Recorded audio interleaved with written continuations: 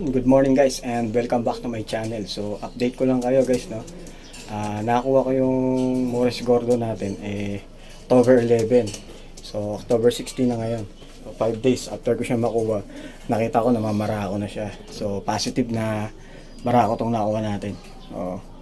Habang pinagpapares ko sila, kinukondisyon ko na rin yung dalawang ibon para pag sinalang ko, okay na, nakakondisyon na.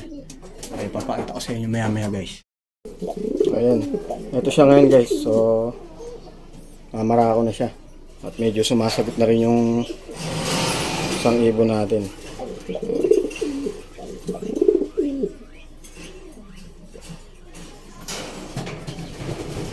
Medyo lugon pa siya kaya hindi ko pa sinasalang. Bata pa tong kak na to, kasi 2023 yung ring niya Magandang ibon, maganda katawan.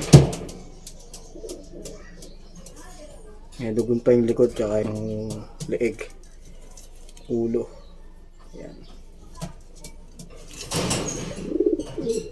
Yan.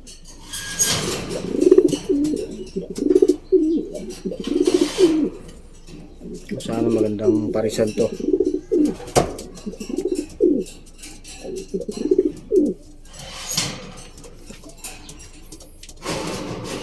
Sumasagot na tong isa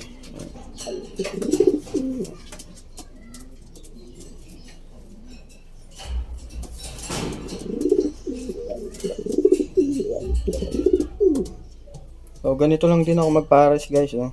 Pinagsasama ko lang din sila. Wala sila ibang nakikitang ibon, silang dalawa lang.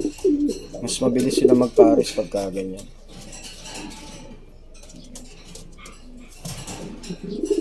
So ganito lang guys, so update lang to.